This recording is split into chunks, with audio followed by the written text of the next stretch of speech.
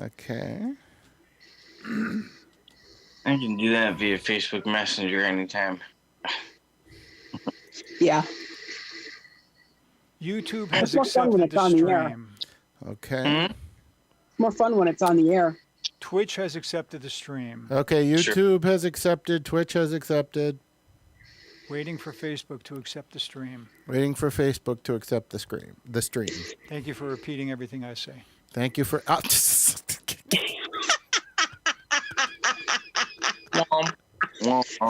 him. Okay. One of my favorite things in the world to do is make Sal go, duh-huh. Flip the silver switch that puts you on the air. Tell me when the red light is on. The red light is on. You are on the air. Okay. Welcome to the Oracle of Enlightenment Vortex. This is Sal the Observer Monaco, along with Big Mac, Brandon Majewski. Yo. And JT the Great, Jen Thomas. Hello. How you doing, I'm pressing Jen? the clap button for Brandon, but it's not working. I don't have the actual physical sound effects box in front of me. Wah, wah, wah, wah. Yeah. All right. Well, I want to start off the show by saying we lost a very dear person in the fandom community a few weeks ago, Mr. Lee Hunt, who did a lot of our, how should I put it? He was a great man, and he would bring out the game Artemis with several computers to any activity that asked him to do it, mainly because he just wanted the good times. And he never charged us. He did my 50th birthday with Artemis and didn't charge us. He's done umpteen conventions, including EuriCon and UBCon and N-Trip. Was he at N-Trip? Yeah, because that's when I played. Oh, okay. And it's, I realize he was in his 70s, but it was just kind of a shock to lose him. Yeah. So, he was a really good guy. Yes, he was. He for as old as he was, to be carting around those many computers by himself was just kind of incredible. Yes, it was. And to want to do that, he really had a lot of willpower. Yes, he I've did. never heard about this. It's a simulator game where you basically simulate riding a starship. Yes. Nice. And one person's me, the captain, and one person's the navigator, and one person's the weapons, whatever. And I used to love playing the gunner and firing nukes and EMPs and all kinds of stuff. EMPs. Although Dave Horbinski, he liked being the pilot, but he was only good at it when he had had a few beers. If he was stone cold sober, he would crash us into a planet. Yeah. You know what game I just heard they made an update to? What? Atmosphere. What was that? What is it? Atmosphere. Not familiar with that one. Atmosphere. Oh, way back in the day, it was this game you played. It was a board game, and you had to put in a VCR tape. This is how old this is. Right. And okay. Basically, the crypt keeper would say stuff to you, and you'd have to do it, and it was really cool. But Paul McGinnis, I guess, said that they had like a crowdfunding campaign, and I was like, no way! I wish I would have known. Yeah, really. I gotta think they've got like an app or something, and instead of some kind of a tape. I don't know. Well, I heard that they were doing a new version of Dark Tower and Hero Quest. Familiar. Yeah, well, yeah, I don't know that they're definitely doing it, but that's what our friends who work at the gaming store were told. So, Is it like a D&D thing? I don't know. I honestly don't know what it is. to be Hero honest. Quest is kind of like D&D, but it's not the same system. Mm. But it's Yeah. on a board game, and you get little figurines, and there's doorways that you can open up, and Yeah, I've been looking for a copy of that for a long time. And it's not like someone just sold it out from under me. you didn't offer me a thin dime. You didn't give me a need to chance. say, And you also I'm got looking at you for like 5 minutes. You didn't say anything. you. All right, anyway. I should also point out that you got rooked. Those are Yeah. worth 4 times what he paid for it. So Hey, money was good at the time. yeah, well, it's a good thing he doesn't listen to this podcast. Anyway, not mentioning any names. So yeah. Today we are going to discuss franchises. Now, Jen and I have attempted to create our own franchise. And with Beyond the Mainstream, we've had a feature film, we've had several short films, several webisodes, several audio plays, and we've had at least one stage play. And I'm working on the novelization. And then down the road, we'll have the comic book and the cartoon, right, Jen? Absolutely. Yeah. So Yeah, the great thing about Sal is he's got such a huge vision for the work that he does. He created this world, and he just peopled it with all these interesting characters, and he just finds people who are willing to pay them for free. That's the important part. well, welcome to Buffalo. Yeah. But a lot of people want to get into the business and need the experience. I mean, and some people are just nice friends who want to get involved. You know. We were at the Buffalo Movie Video Makers Group last night, and they played one of our videos that I had just cobbled together the other day. Jen, we're having a little issue with your audio. Did you cover up your microphone? Not that I know of. Can you hear me now? Yes. Yeah. Okay. Yeah. Yeah, so we were at the Buffalo Movie and Video Makers group last night, and they had their annual spring competition for short films, and we had ours play. Yeah. One of the short films. I think ours was the only one that made any sense. Jen, now don't be like that. Because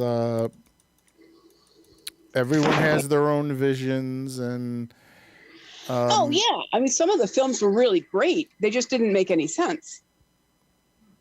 That doesn't mean that they weren't great films. It's a good thing the voting is already over. Yeah. Yeah. I don't think we're going to win this time. Well, if we do, we do. If we don't, we don't. At least we put something on. Do they vote? Yeah. Do they vote based on how coherent the story is, or just on how nice it looks? No, it's a popularity contest. Not in this group. They tend. I don't really know, to be honest. I mean, everyone just kind. I mean, it's a popularity contest in some of the film festivals we've seen, where people get stuff in even though it really doesn't make any sense, or it's a terrible story or horrible acting, as long as it's visually it has good production values, they'll put it in. They don't care what kind of piece of crap it is, as opposed to my wanting to have a good story and good acting and good characters. Yeah, hi Mick, how are you? We only got on late because of tech issues. No other reason. Yeah, we're sorry about that, folks. I know I said 7:30, but consider we were only like 15 minutes late this time. I said between 7 and 7:30, but which in sale time is pretty darn good. Yeah. So Yeah, that's the way it is for a lot of the Film festivals. film festivals. Yeah, is what I meant to say. But they're usually pretty good. This organization is usually very good at voting for the whole shebang. You know, how good your characters are, how good your tech values are, that kind of stuff. I mean, it's not one or the other. And I'd like to think it's not a popularity contest. I haven't seen evidence of that, but who knows? What do you think, Jen? I don't know. I think there's a little bit of that. I know Joe likes to vote for our stuff. I think Hernan voted for us in favor of one of his own films the one time. That's true. That's He one of the did. times we got in third place. Mm-hmm. And there's some cliquishness, but generally speaking, people are just really nice. Mm-hmm. Yeah, I agree. Now, as far as franchising goes, a lot of TV shows have done the novelizations. I mean, it's mostly sci-fi shows that tend to try to vary what they do. I mean, sci-fi, fantasy, horror, something of a fantasy nature. I mean, I'm not going to say that you won't see NCIS, the comic book or the novel, but They might do novels. That'd be interesting. but it's most of the time it's fantasy types that do this. Now, an example would be: are you guys familiar with Highlander? Yeah, definitely. Watched a lot of Highlander. Vaguely. Well, Highlander. Highlander. Adrian Paul. Oh yeah. Well, Highlander started off as a movie series, and apparently the second movie, Was not canon because it sucked. it was not canon because it took it into a totally separate situation, and the third one took it back into the first situation. But apparently the second one has been designated as Connor's hallucination while he was laying in the cave. Yeah. But then it went to Highlander, the first series, which had Adrian Paul, I believe, as Duncan MacLeod. And who played Connor MacLeod in the movies? Anybody remember? Connor was Chris Christopherson, was it? Or no. I'm thinking of something else. I can't remember. Okay. And then they wound up doing an animated Highlander, which featured Quentin MacLeod. Oh, I didn't know about that. I'll have to check that out. Where is that on? I'm not sure. You'd have to look at it on either on the internet or on a streaming service. It used to air. It aired originally I think it was during the '90s, and it aired on USA Network. Oh, okay. That makes sense. That's where they had Highlander. And then they created a sequel series called Highlander the Raven. But I don't think that did as With well. one of the characters from the Highlander TV show. Yeah, a spin-off series. And I So think the femme fatale half girlfriend for Adrian. right. Did Adrian took over the movies afterwards, or did they stop making the movies? They made one movie with Adrian Paul, but I don't know that they made another one. I remember that one.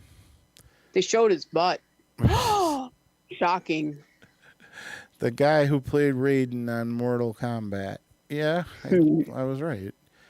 Mick is saying you're looking good, Brandon. And he's saying... Thank you, Mick. Hey, what about me? What about me? He said hello, Jen. That's all he said. Oh, hey, Mick. How you doing? And I'm wondering how many are actually doing audio plays. I mean, we know Doctor Who has been doing audio plays. And then, of course, there's webisodes. Like, that's been something new. Like, Doctor Who has been doing those, short few-minute webisodes that interacted with the actual TV episodes, which I thought was interesting. If you remember, Jen, a lot of the Doctor Who webisodes were connected to something that was happening in the in the TV show. yeah, and sometimes in the Oh, I whole didn't know that. season. Yeah. No, I didn't know that. I never watched the webisodes. Yeah, a lot of times they were like maybe 5 minutes long or so, but they always interacted somehow with the episodes, and that's Oh no, I know what you're talking about. Like the time that the Titanic crashed into the TARDIS. yes, I believe. I gotcha. And there was scenes where the doctor was talking about things that were happening. Like he talked about his situation with Clara and wound up meeting Clara as a little girl. Plus, before the 50th anniversary series, they gave Paul McGann although he had a cameo in the docudrama. They gave him his own webisode, which aired before the special, which was his regeneration into the War Doctor. So, Yeah. there was an example, and that was interesting. So, and then you have your audio plays, you have your that they've been going through Big Finish productions, because like when Doctor Who ended, in between the move they started doing besides the TV movie, the only thing we got with actors were the audio plays with Big Finish production. And Doctor Who has had a couple of theatrical releases back in the 60s. It's had its TV shows, webisodes, comic books, novels, animated cartoons here and there. I think the original Shada has had, I think, 4 different versions of it. Because it wasn't finished, and at the end of the season that it was made, and part of it was taken to make the 5 Doctors, and then there was a version that was circulated that only had cards on it, and a lot of it in places where they hadn't shot stuff, and some of it was actually not finished. Like, you heard Romana talking to K9, but K9's not talking back, and that's because they never recorded David's voice. The outdoor audio, as well as a case of Tom Baker being chased by a drone that isn't there. So that one was leaked out, and the cards were shown on screen as what was supposed to happen. But then they made a version where Tom Baker they went back and fixed all the scenes they did have.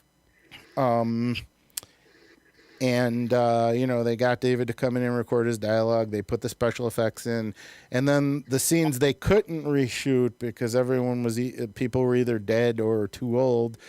They had Tom Baker go on screen and talk about what happened in the missing scenes. But then they wound up making a third version where they actually filled the missing scenes in with animation, which I thought was interesting. So you had it part live action, part animation. And then they did a fourth one that was all animation, flash animation actually, but it wound up involving the 8th Doctor, Romana, and K9 instead of the 4th Doctor. So they kind of tweaked it a little. So, I mean, there's an example of things you can do for a franchise. I mean, Jen was talking definitely about what we did last night. We actually took some footage from our original short film, the first Beyond the Mainstream short film, which was called Life of a New Age Singer, and we threw in some footage from the feature film, and we recorded some new footage and created something new. Yep. So I looked awful, by the way, in the new footage. I'm so bald. Some people actually said they liked the way you looked. Say again? I said some people said they liked the way you looked. Oh, And please don't show us your ear on the screen. That's it's my something. sexy left ear. That's something no one wants to look at. You okay there, Brandon? That's not Brandon. That's Luke. Oh, okay. Well, I was just Acting up asking. along. Yeah, I was just asking Brandon if he was okay. He looks a little fidgety over there. Because you said you had a hard day today. Yeah. Yeah. Well, You you don't have any video. Huh? You don't have any video. Yes, I do. I can see myself. I can't see you or Brandon most of the time unless Brandon talks. Oh, really? Well, I can Yep. see both of you, and I can see myself. Well, that's good as long as he's coming out that way. Yeah. Well. That means nobody can see Sal. What? Oh my Yeah, god. I said it like 4 times. Huh, that's weird. But who they looking at then? Just you and John? Yep. Oh, okay. Richard! You're right. I'm seeing over there, and I'm seeing you two, but I'm not seeing me. What's going on? Yep. But everyone can still hear me, though, right? Yep. Yeah, Okay. Hold on a second. fortunately or unfortunately. Yeah. Nope, that's not working. Let's go back to here. Okay, well, as long as everyone can hear me until Richard gets back.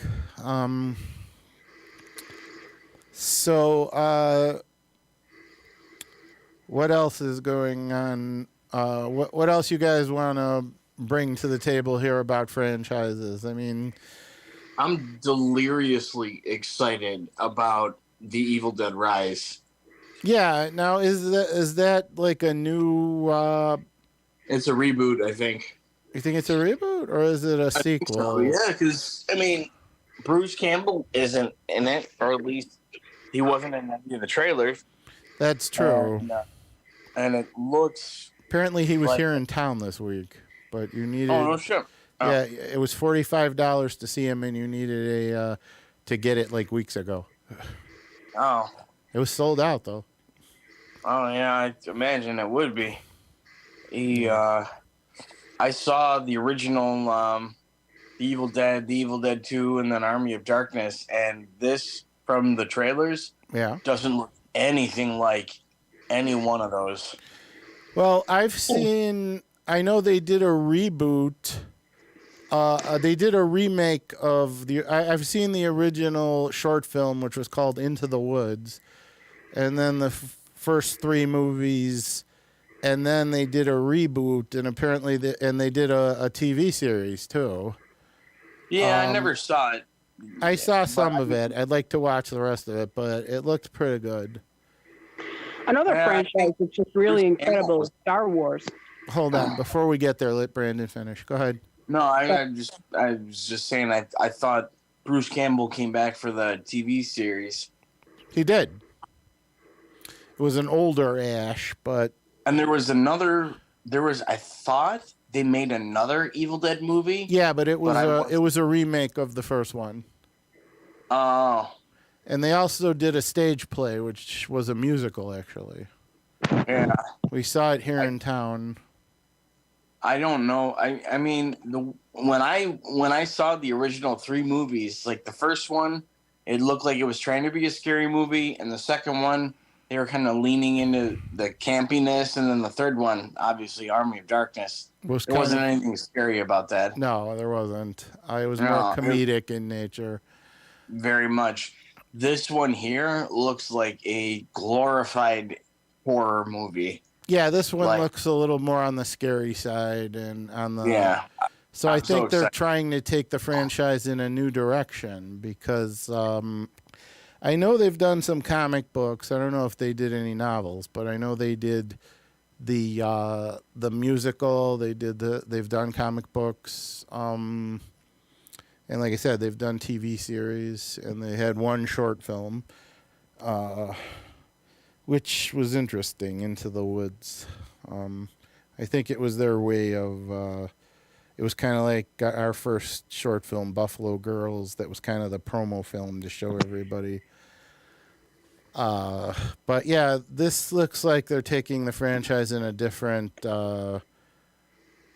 direction. You know, it's kind of like what happened with Nightmare on Elm Street. I mean, the first movie was considered scary, but very flawed. And then the second movie was just an attempt to be scary, and to throw a lot of TNA at the screen. Not a very good story. Huh? Nothing wrong with that. Yeah. It was on Elm Street in the 70s. Quality. Jen, stop covering your mic. We can't hear you.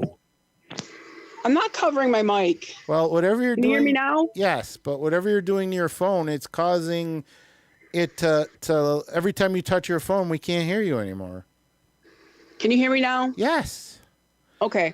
I grew up on Elm Street in the 70s and ended up watching all of the Nightmare on Elm Street movies, only to realize as an adult that I hate scary movies. Yeah, well, the first one tried to be a serious, scary movie. The second one tried to be just a slasher film. By the time we got to the third one, we were into superhero territory. It's like the Dream Warriors, the Dream Masters, the Dream Child. It was kind of like, let's fight it out and let's have, every time we get scary, the plot will tap dance and the screen will be squirted with neon icing. It's like the gang of Dream Warriors trying to, and then when we got to the sixth one, it was, Sue says she sees all three of us. I think Sue's fibbing. She sees enough to fail the rest of the time to be fibbing. And it says, we hear Jen unmuffled. Huh, that's weird. No, I'm hearing what you're hearing. Oh, yeah, I'm hearing the muffled. Huh. Anyway. Well, then the microphone must not be what I think it is, so I don't know. Well, I'm seeing, on one side, only you and Brandon, but on the main screen, I'm seeing myself, you, Brandon, and the comments. So that's strange. So Nightmare, yeah. So by the time they got to 6, it was an acid trip. Like 3, 4, and 5 were like 1, 3, 4, and 5 were like almost a superhero trilogy, going right off of 1, and then by the time we got to 6, we're at a weird psychedelic craziness that made no sense. I mean, that film had no rhyme or reason toward it whatsoever. It had some good scenes visually, but yeah, like everything we watched last night. Yeah. They make like 9 of them or something? Well, when we got to 7, after 6 was supposed to be the last one. When we got to 7, it was Wes Craven taking back the franchise that he hadn't had since number 1, and he created a proverbial let's bring them in from fantasy into pseudo reality. And then they made Freddy versus Jason, which actually did, even though it took forever to get done,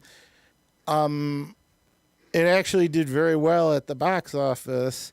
And they were going to do Freddy versus Jason versus Ash, but apparently the 17 lawyers couldn't agree on it, and they wound up making it into a comic book. And then the sequel was called Nightmare Warriors, I guess, where they got all the survivors from all 3 sets of movies and had them fight together as a team.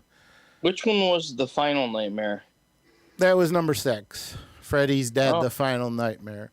And as I said, it was whoever wrote it was on some good drugs, and I was surprised that that Roseanne Barr made an appearance in it as one of the people that was drugged out.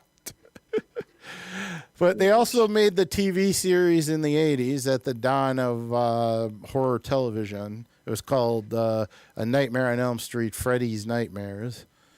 At the time, it took... What? They made an animated one too, right? No, thank God. At least not that I'm aware of. I'm pretty sure they did. An animated Nightmare on Elm Street? I know they made cartoon. I know they made comic books, and they probably made novels. I don't recall them ever making a cartoon. I mean, I know they took Tales from the Crypt and made it into a cartoon. They called it Tales from the Crypt Keeper, and they made it a little less hard-edged, obviously, for the Saturday morning group, but I don't recall them ever making Nightmare on Elm Street into a cartoon. We'll have to check on that. They did wind up making Nick check on it and report back to us in the comments. Yeah. Jen, Make yourself useful, man. Sue said you did have your microphone covered at one point, so. Okay. Also, with the TV series did kind of filled in the gaps in the movie. And when we got the last movie, it was basically saying, well, this is what he did. The last movie, the movie was, number 6 was kind of supposed to cover up what they did with the TV series, and kind of put an ending to that, because they thought the fifth movie ended the trilogy, and the 6th was supposed to not only pick up the string from the TV series, but also end the series as a whole. But then Wes Craven took it back and created his pseudo one, and then they decided to do Freddy versus Jason, and then they did, which also and then they wound up doing a reboot with someone else playing Freddy, and they wanted to make it more serious and more of a horror movie, and it was horrendous. And then, of course, Robert Englund guest starred as Freddy in a sitcom. I believe it was the Goldbergs. After that, it was impossible to take Freddy seriously again. So The Goldbergs is a good show. having it be, I think we were good when Freddy was a super villain and not them trying to make him a scary creature type thing. It didn't work. Evolution of Freddy cartoon, really? I've never heard of that. Good thinking, Sue. No, I don't. Well, good thinking, Brandon. He came up with it. I was the one. No, but he's the one. I meant she's the one who found it. No, it was good that you brought that up, Brandon. The guy who He played can sell something about media is just like crazy talk. He knows everything. Brandon. We'll have to look that up and report back on it. Freddy's Nightmares is an American horror, and that was the TV show. It was kind of an anthology, but it was basically Freddy torturing and killing the people of the kids and the adults of his hometown, because he had killed off all the Elm Street children, but he wanted to get into everybody's dreams and take out the entire town. And so he took out a lot of the adults, but by the time the 6th movie came, all the kids were dead, and the adults were walking around like they were zombies, those that actually survived his attacks. So I think I might have been confused in remembering Freddy Krueger's appearance on Family Guy. Well, everybody's appeared on Family Guy. That's fair. But his appearance on Family Guy couldn't make us take him seriously either, because he was paid money by Quagmire to do a dream trick on Peter and make him have an accident while he was sleeping. And I'm Nice. we actually saw him pay Freddy to set that up. So again, it's almost impossible to take Freddy seriously anymore.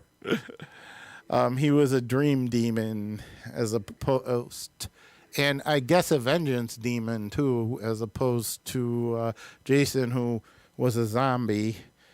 And again, a vengeance demon, and Michael Myers was some kind of a demon that had to do with families, at least up until the current trilogy, where he was just a guy in a mask and nothing supernatural. There was another case.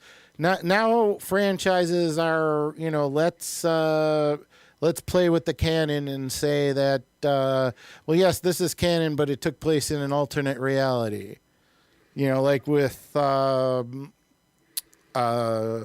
Terminator. I mean, we had everyone. A lot of people don't like the fifth movie, but I liked it, and I thought it could have taken it in a better direction. But then John Cameron took it back and made the second most horrendous Terminator movie, and so now we're dealing with multiverses even among the movies, and it's kind of like, well, which TV show is canon, which movie is canon, which, like we're dealing with Fantasy Island right now.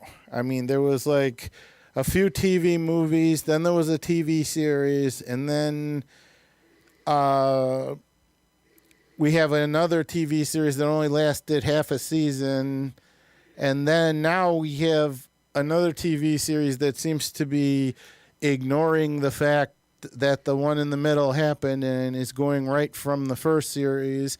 And then there was a movie that tried to be more horror and that was supposed to be a prequel, and it was a decent movie. I'm not going to say it wasn't, but it just didn't feel like Fantasy Island. It felt like they were trying to create some kind of horror type side to the franchise, and that was not a good idea. Thankfully, they didn't pursue it any further than that.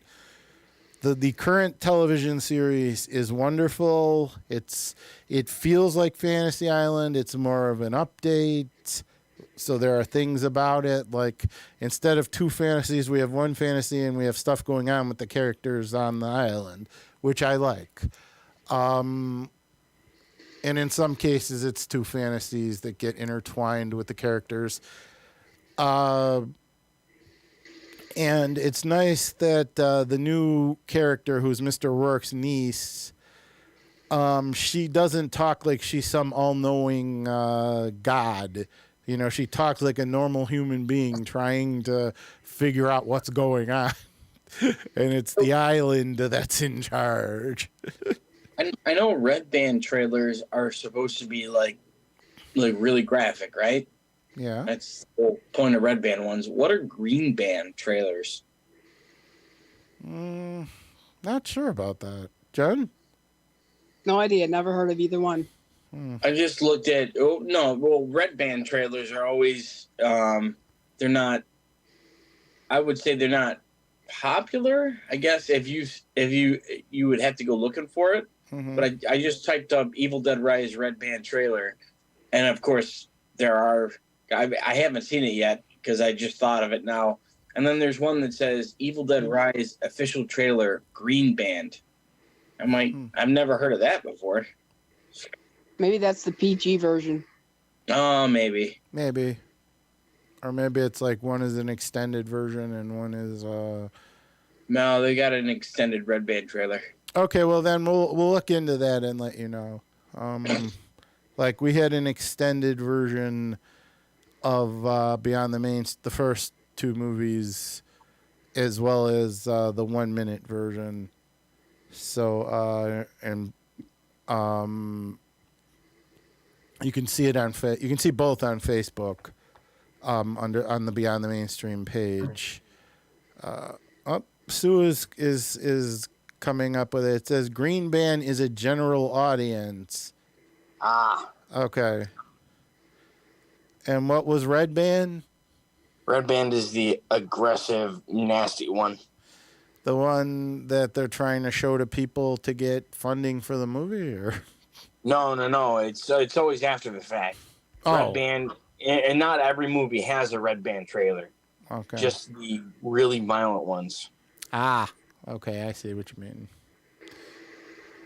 Well, that's interesting.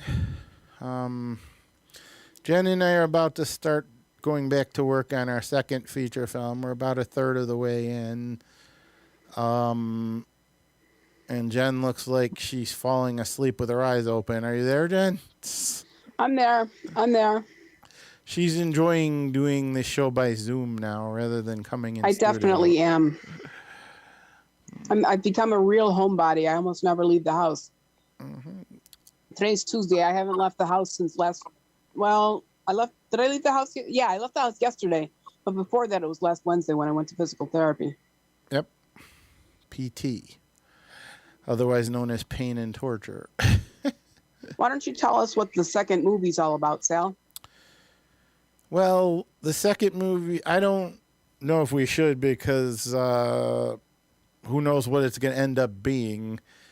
But the second movie, as of now, is supposed to be surround the Larrabee sister and cousin characters and be about a competition with different acting type events and things that to see who's going to be kind of like our own version of King of the Nerds that our acquaintance Curtis, our two acquaintances Curtis Armstrong and Keith Carradine hosted.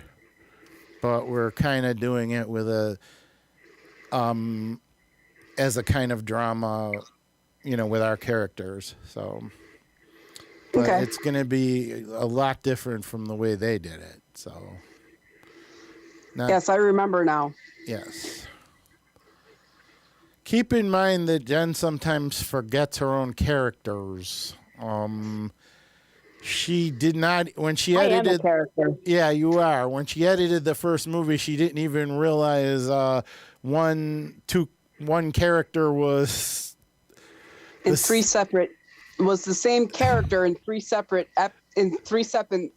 scenes, but she kept changing her appearance. Like she had a short ponytail, and then she had long hair, and then she had like red hair or something or pink hair. And that is because she was not paying attention to the storyline, or she would have realized why Angela changed her looks 3 different times. Because she went from nerd to nerdette to full nerd. Or, no, I'm sorry. Nerd to nerdette to sexy nerd. Okay, let's go with that. Although again, it's your idea of what's sexy and what isn't. But some people think the traditional nerds are sexy. I've always thought nerds were sexy. We lost Brandon. Brandon, are you there? Yeah, I'm here. Okay, we lost your mic. No, we can hear you. We lost your picture. Oh, there we go. Okay, all right. So yeah, sometimes Jen needs to pay attention better to the storyline and to my. I was too deep into the editing to pay attention to the storyline. Well, I mean, at least you did it right. It's just you didn't understand what you were doing. That's all. Kind of like what we just went through with this film, keeping the notes so that you could understand them. Also, keep in mind, folks, that unlike me, Jen has a full-time job, so she does this in her spare time, and she gave up one of her jobs to have more spare time. Yeah. which I'm kind of paying I don't for. regret it. Well, I do. So I miss going out to dinner all the time, but then the second job was paying for going out to dinner all the time, so I'm not out any money right now. yeah, that's Womp true womp. too. Yeah, but Wah, wah, wah, wah. Jen is also looking for students to teach voice lessons to. Boy. If anyone's interested, get in touch with us on Facebook. She's Jennifer Lynn Thomas, also known as GT the Great. Yes, indeed. She's an amazing singer and actress, folks. And I might just be Jennifer L. Thomas on Facebook because I think there's another Jennifer Lynn Thomas that I thought was me for a second until I saw her picture. And I got a hold of her, and she lives in Kenmore, too. It was kind of scary. She moved away a little while back, but okay, it was really weird to have somebody with the same name as me living in the same town. yes, very weird. And Brandon is one of the great actors here in Buffalo. Yes, he is. I know, and it was surprising to not see you at all yesterday. We watched 8 films, and none of them had Brandon in them. I was really surprised. Yeah, Let's it's been a make sure while. he's in the next one. What? Let's make sure he's in the next one. Oh yeah. Brandon will be in our film. You were actually in the film. Your first actual film appearance with us was in the film we released in December, which unfortunately we didn't win a prize with, but we were up against a lot of heavy competition. September, wasn't it? September, not December? Was it September? Okay, I'm sorry. I meant to say December. September, maybe it was October, actually. Now that I'm thinking about it, I'm pretty sure it was October. The point is, And my stroke. yeah. So, that was Jason's first appearance on screen, as opposed to he's mostly been in the audio plays up till now. But he has filmed stuff for the movies and the audio and the web Speaking of series sexy nerd. that we just haven't finished yet. So, what'd you say? I said, speaking of sexy nerds, Yes. Oh. there you go. There it is. Yeah. You got it. You got it.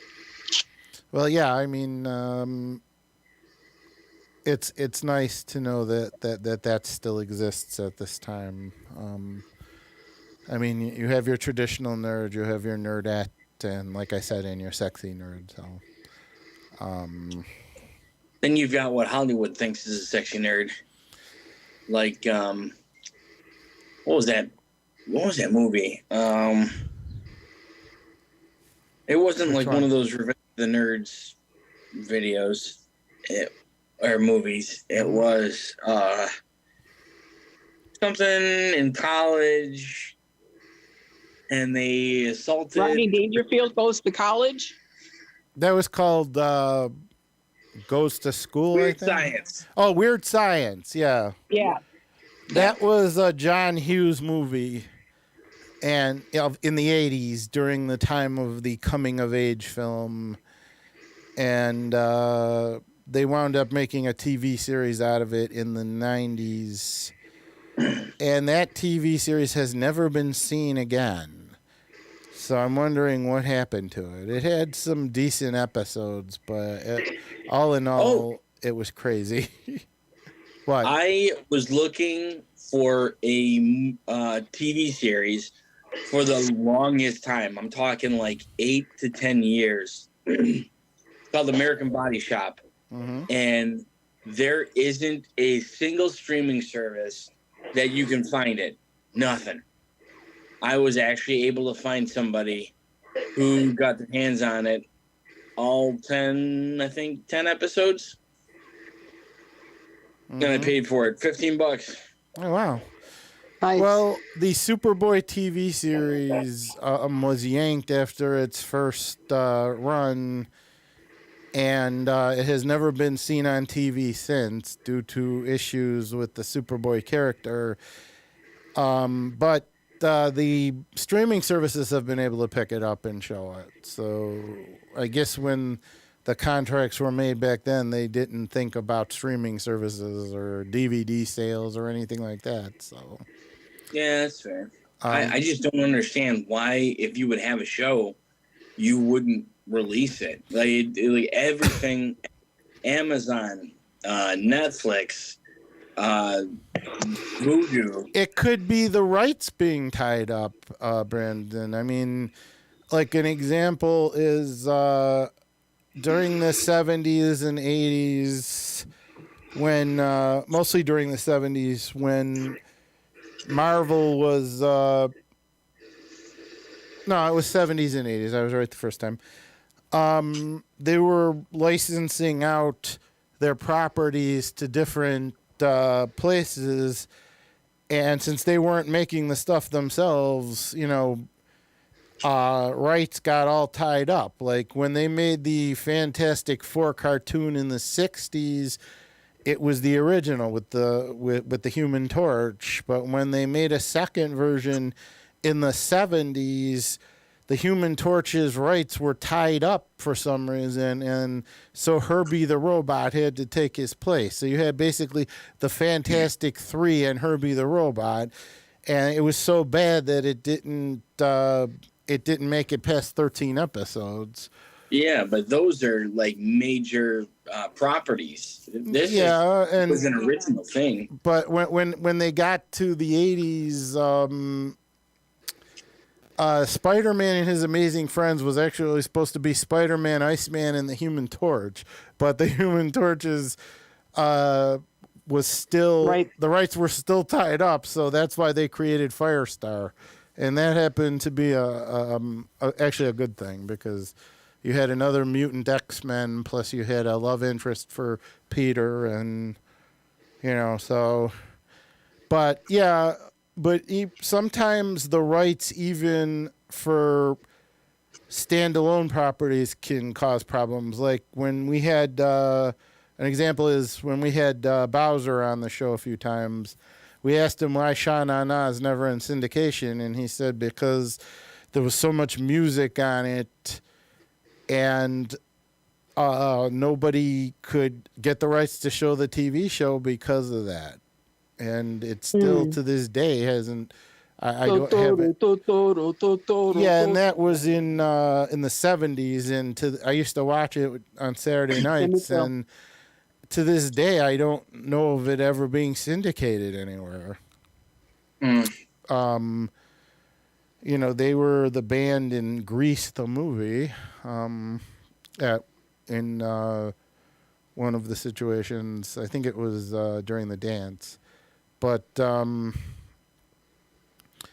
sometimes it could be, we could do a whole show just on character rights, which we probably will. How crazy, like the rights with Superman, Superboy, and Clark Kent are. The three of them are sold as three different properties, even though they were the same person. At least they used to be. Now there's how many Superboys, and Smallville did a 10-year show with him being called Boy Scout because they didn't have the rights to either Superman or Superboy, and he didn't get the costume till the very last episode. And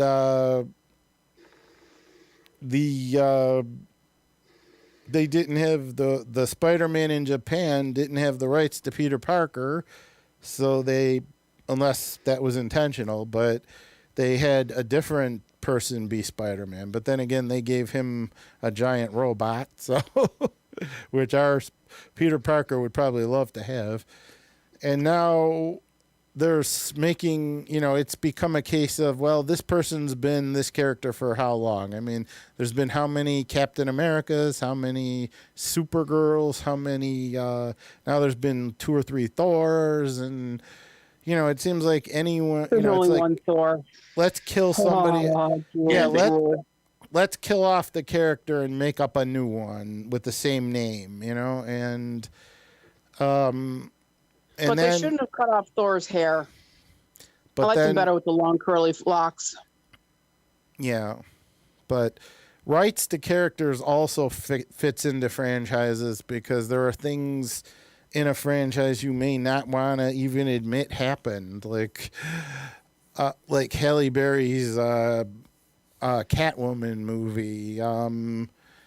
Halle Berry wants to forget that ever happened. We want to forget that it ever happened, but they were smart enough to only give her the rights to Catwoman and not the rights to Selena Kyle or anything else in the DC universe, because that film, other than her being named Catwoman and her having cat powers and a costume, nothing else about that movie screamed Catwoman. And it was, I mean, as a straight superhero type film, it wasn't bad, but as a Catwoman movie, it was horrendous. And it probably, some people say it hurt Halle Berry's career, but thankfully Halle Berry had Storm to fall back on. Yeah, she was incredible at Storm. Yeah. And sometimes How much time do we have left? we have 4 minutes left. Sounds good. And Brandon, are you doing anything else creative lately? Just Slash Days of Summer. what was that? I'm sorry. Slash Days of Summer. What's that? It's a film that Ty Chemin's doing with Kristen Skeet. Okay. I'm doing it with Bill Kennedy, Eugene Bofo. I'm sure more people that I know. Well, I've been offered roles in 3 different movies, so I may actually start going back to acting and not just directing and producing and acting in my own stuff. And writing. Don't forget your writing. And writing, yeah. Acting has always been my side gig, but I do like it. I'm good at writing, but I don't like doing it. You're good at writing? I am. Hey. Choo-choo. Yeah. And the Bills will win the Super Bowl next year. Hey. I've written some excellent scripts for the series. Have you? Yeah. What about that book you wrote? I never finished it.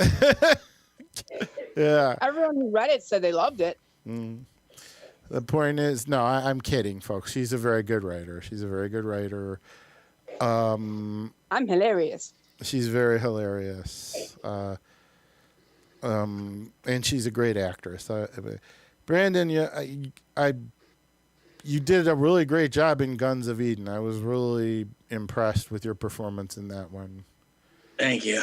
That was Greg Lamberson's greatest film, in my opinion.